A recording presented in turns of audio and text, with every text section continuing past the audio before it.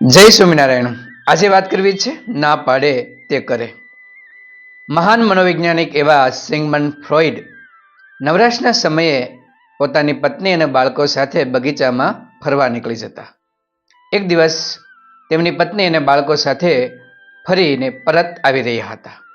તો અચાનક તેમની પત્નીએ જોયું તો તેમનું એક બાળક ગાયબ હતું. આથી તેમના પત્ની ગભરાઈ ગયા અને જોરથી કહેવા લાગ્યા, આ જુઓ તો ખરા, આપણું એક બાળક નથી, ક્યાં ગયું? અને એ ગભરાઈ અને હાફળા ફાફડા થવા લાગ્યા. તે સમયે સિગમન્ડ ફ્રોઈડ એકદમ શાંત અને ધીરજથી ઊભા હતા.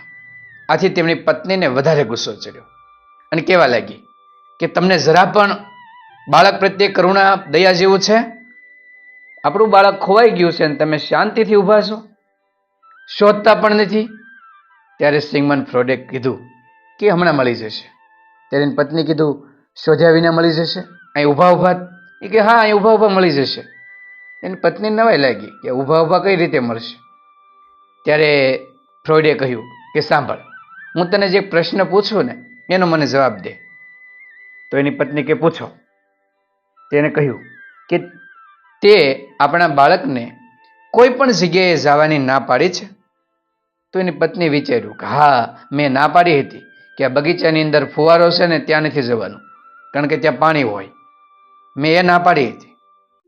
તો આપણું બાળક છે ને એ ફુવારા પાસે હશે. સિગમન્ડ ફ્રોઈડ અને તેમના પત્ની એ ફુવારા નજીક દોડીને ગયા તો તેમનો બાળક ત્યાં બેઠો હતો. તેમની પત્નીએ એમના બાળકને તેડી લીધો અને સિગમન્ડ ફ્રોઈડને કહ્યું કે આપને ખબર કેમ પડી? ત્યારે સિગમન્ડ ફ્રોઈડે કહ્યું કે બાળકનો સહજ સ્વભાવ છે કે જે તમે ના પાડો ને એ કરવા માટે તે જાય. બાળકનો જ નહીં, મોટા વ્યક્તિનો પણ આ જ સ્વભાવ છે કે જેમને તમે ના પાડો ને એ કરવા માટે મન તરત લલચાય અને તે કાર્ય કરવા માટે દોડે.